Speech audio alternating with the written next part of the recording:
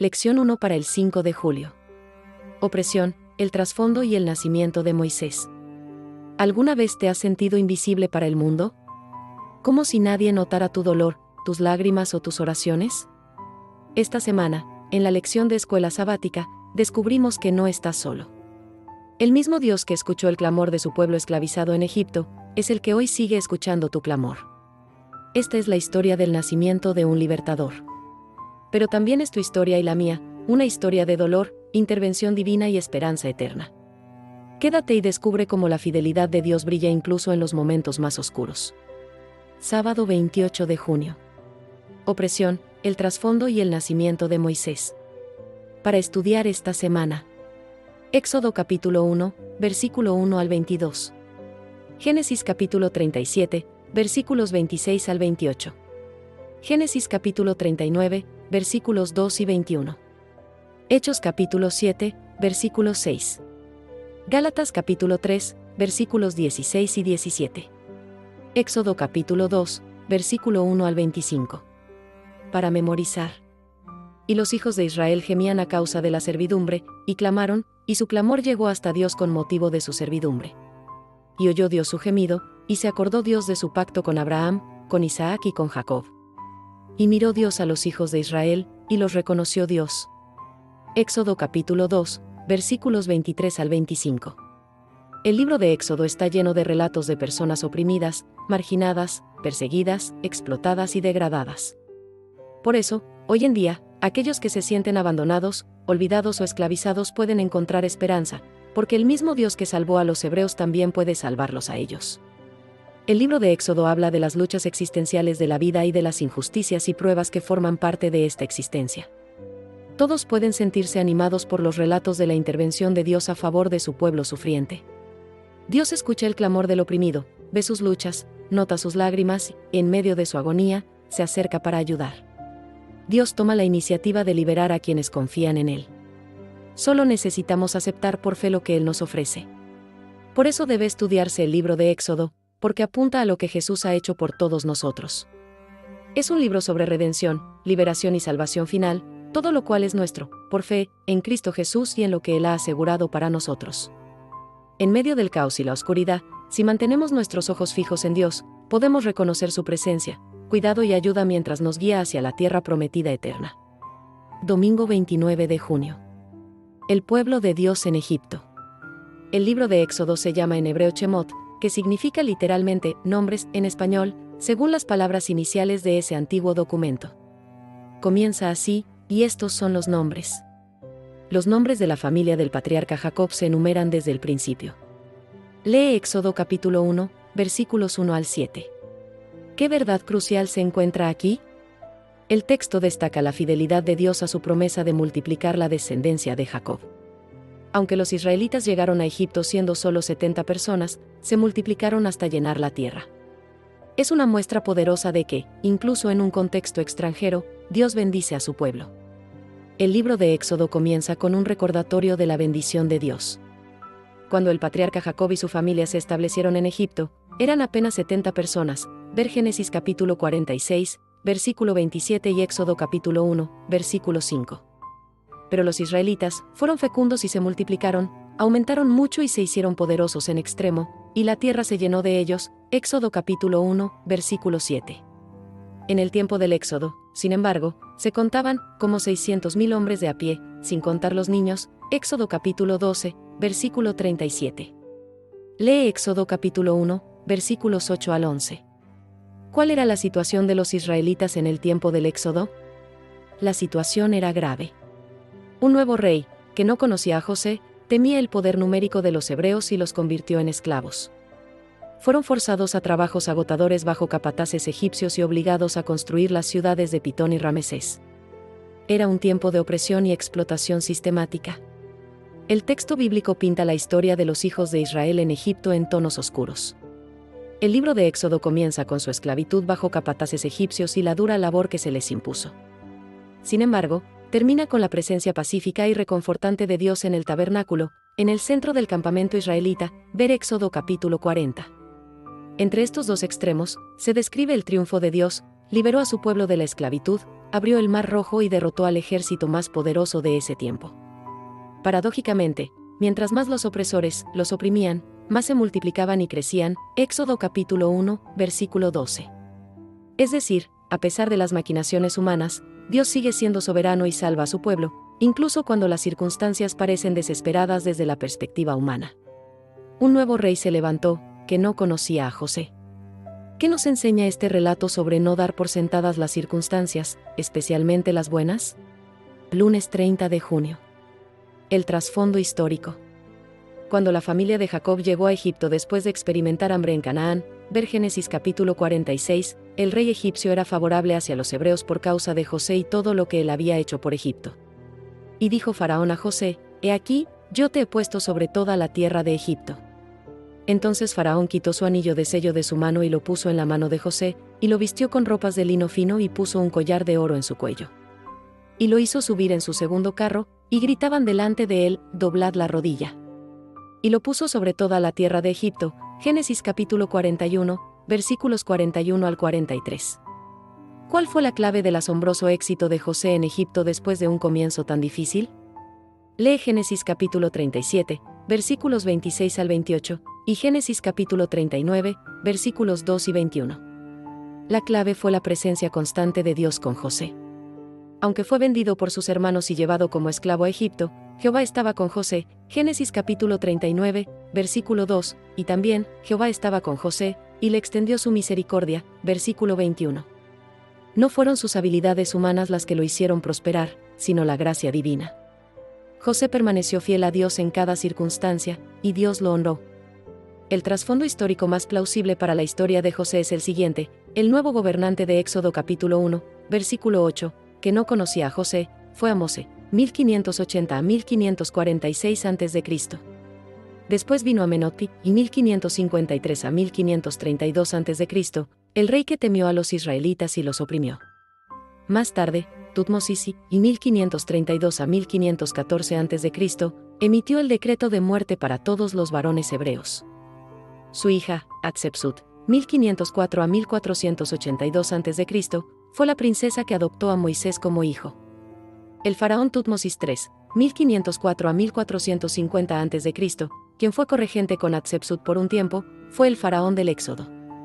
El Éxodo ocurrió, según los mejores cálculos, en marzo del año 1450 a.C., ver William H. Sea, Exodus, Date of the International Standard Bible Encyclopedia. Para comprender la época del Éxodo, estudia los siguientes textos. Génesis capítulo 15, versículos 13 al 16. Éxodo capítulo 12, versículos 40 y 41. Jueces capítulo 11, versículo 26. Primer libro de los Reyes capítulo 6, versículo 1. Hechos capítulo 7, versículo 6. Gálatas capítulo 3, versículos 16 y 17. El primer capítulo de Éxodo cubre un largo periodo, desde la llegada de José y su familia a Egipto, hasta el decreto de muerte de Faraón. Aunque hay debate sobre el número exacto de años, lo importante es que, incluso con su pueblo esclavizado en tierra extranjera, el Señor no los olvidó. Es decir, aunque muchos detalles sobre los hebreos en Egipto permanecen ocultos, ver Primera Carta a los Corintios capítulo 13, versículo 12, la revelación del carácter de Dios sigue brillando en las páginas de este libro, como en toda la Escritura. Podemos saber que, por mal que parezcan las cosas, Dios siempre está presente y podemos confiar en Él en cualquier situación difícil. Martes 1 de julio. Las parteras hebreas. No se puede comprender el libro de Éxodo sin tener en cuenta las enseñanzas de Génesis.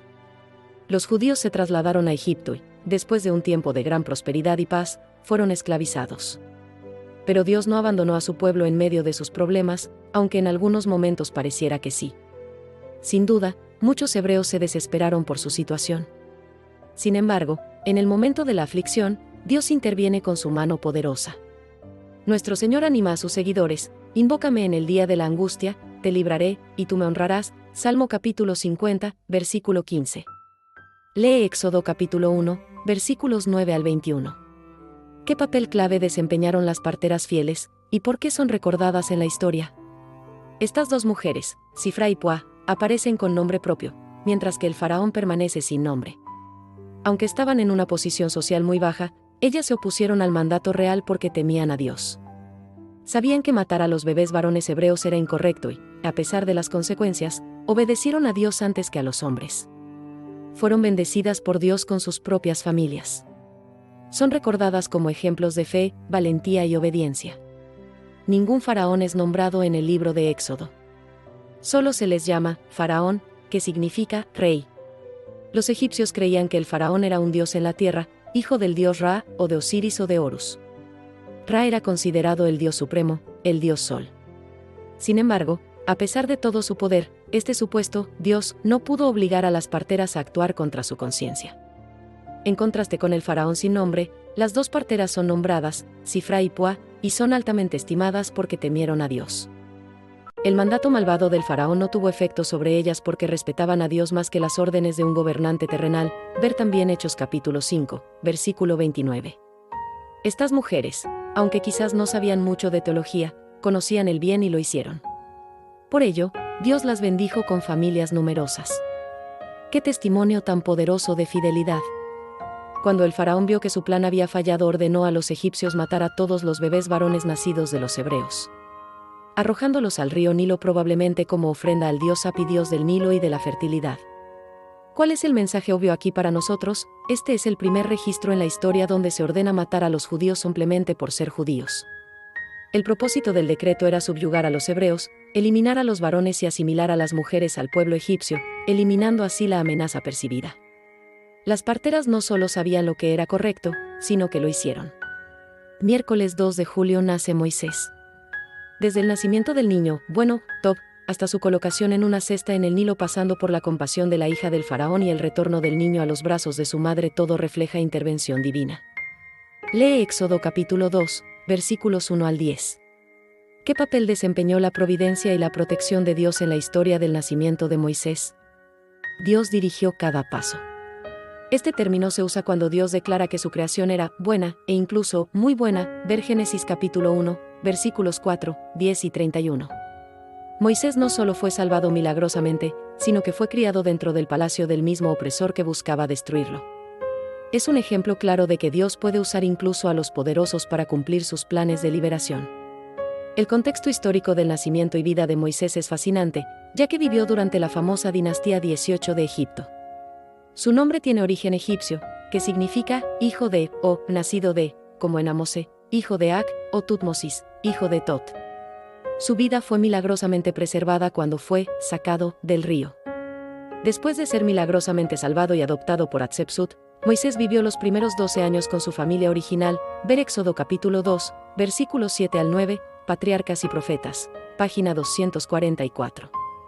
Uno de los reyes de esta dinastía, Tutmosis III, llamado el Napoleón de Egipto, es considerado uno de los faraones más célebres del antiguo Egipto. Aunque estaba bajo una sentencia de muerte al nacer, ver Éxodo capítulo 1, versículo 22, Moisés nació como un hijo especial, en hebreo Tob, que significa bueno, ver Éxodo capítulo 2, versículo 2. El término hebreo describe algo más que belleza externa. Por ejemplo, como una nueva creación, este niño bueno se convertiría, según el plan de Dios, en el adulto que lideraría a los hebreos fuera de la esclavitud. ¿Quién habría imaginado, en medio de semejantes circunstancias, el futuro que le esperaba a este bebé? Sin embargo, Dios cumpliría su promesa a Abraham, Isaac y Jacob, dándoles la tierra prometida, ver Éxodo capítulo 2, versículos 24 y 25. Y sí, usaría a este infante para hacerlo realidad. Hasta entonces, la princesa egipcia Hatshepsut adoptó a Moisés como su hijo. Su nombre hebreo es Moseu, que significa sacado del agua. Conocemos pocos detalles sobre su infancia. Él puede usar incluso nuestras malas decisiones para llevarnos al lugar donde realmente podemos ser útiles para su obra. Luego recibió la mejor educación egipcia, preparándose para ser el próximo faraón, ver Patriarcas y Profetas, página 245. Sin embargo, gran parte de esa educación sería inútil, o incluso perjudicial, para lo que realmente importaba, el conocimiento de Dios y su verdad. ¿Cedería al lujo de Egipto y a los placeres del palacio, o elegiría sufrir con su pueblo oprimido? Cualquier plan de ascender al trono y convertirse en un Dios quedó atrás. Los acontecimientos pronto lo obligaron a decidir. Sin duda, cuando huyó, Moisés no tenía idea del futuro que le esperaba. ¿Cuánto estás aprendiendo que, al final, ¿es inútil para lo que realmente importa? Jueves 3 de julio. Un cambio de planes. Lee Éxodo capítulo 2, versículos 11 al 25. ¿Qué eventos ocurrieron rápidamente que cambiaron por completo el rumbo de la vida de Moisés? ¿Qué lecciones podemos aprender de esta historia? Si no lo era, ¿qué nos enseña esta historia sobre cómo Dios puede intervenir en cualquier situación y usarla para sus propósitos? ¿Cómo nos ayuda Romanos capítulo 8, versículo 28 a entender esta verdad tan importante? Moisés, al ver cómo un egipcio maltrataba a un hebreo, reaccionó impulsivamente y mató al egipcio. Los segundos 40 los pasó en casa de Jetro, en la región de Madián. Al ser descubierto, huyó a Madián, dejando atrás su vida de privilegios. Allí, Dios lo preparó por 40 años como pastor. La lección es clara: nuestros errores no detienen los planes de Dios. Ellen G. de White comenta sobre la fidelidad de las parteras y la esperanza mesiánica. ¿Qué haría Moisés? Sabía que entre los israelitas se levantaría un libertador, y al incitar al rey a destruir a sus hijos, esperaba frustrar el propósito divino. Cuando Faraón se enteró de este asunto, procuró matar a Moisés, pero Moisés huyó de Faraón y se fue a la tierra de Madián, y se sentó junto a un pozo. Éxodo capítulo 2, versículo 15. Después de matar al egipcio, Moisés no tenía elección, debía abandonar Egipto. En lugar de ser un falso dios, serviría al Dios verdadero. Todo el asunto fue rápidamente conocido por los egipcios y, enormemente exagerado, pronto llegó a oídos del faraón. Se le presentó al rey como algo significativo, que Moisés pretendía dirigir a su pueblo contra los egipcios, derrocar el gobierno y sentarse en el trono, y que no habría seguridad en el reino mientras él viviera. Inmediatamente se determinó que debía morir, pero, al enterarse del peligro, escapó hacia Arabia. Ellen G. de White, Patriarcas y Profetas, página 247. Moisés vivió 120 años, ver Deuteronomio capítulo 34, versículo 7, y su vida puede dividirse en 3 partes de 40 años. Es decir, el tiempo total de sufrimiento fue largo para la nación, pero individualmente, fue limitado. Los primeros 40 años fueron en Egipto, muchos de ellos en el palacio real. No importa cuán oscura parezca la situación, Dios sigue escuchando el clamor de su pueblo. Sin embargo, los últimos 40 años ocupan la mayor parte de los primeros 5 libros de Moisés, y de este trimestre, y narran la historia del llamado de Israel para ser testigos de Dios ante un mundo idolátrico. Esta semana hemos visto cómo el cielo no se ha olvidado de los que sufren. ¿Era parte del plan de Dios que Moisés matara al egipcio? Viernes 4 de julio para estudiar y meditar.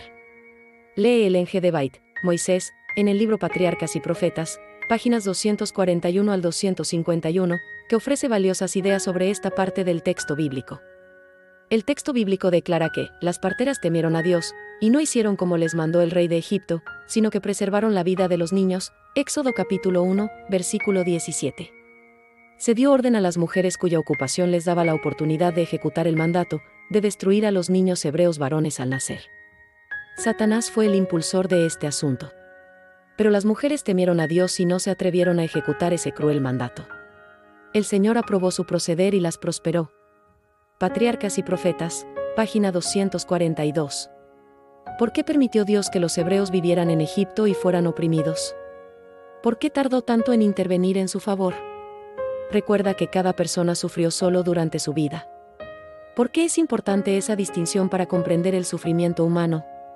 Piensa más en cómo Dios pudo usar el acto impulsivo de Moisés al matar al egipcio. ¿Y si no lo hubiera hecho? ¿Significa eso que los hebreos no habrían salido nunca de Egipto? Explica tu razonamiento. ¿Te has dado cuenta de cómo, incluso en medio de la opresión, Dios sigue obrando? Así como Moisés fue preservado, tú también puedes confiar en que Dios tiene un plan para tu vida. Si este estudio tocó tu corazón y te ayudó a entender mejor la fidelidad de Dios, no te vayas sin darle me gusta al video, comentar qué parte te impactó más, compartirlo con alguien que necesita esperanza y suscribirte al canal para no perderte más estudios como este. Dios te bendiga grandemente, y recuerda, el libertador aún vive.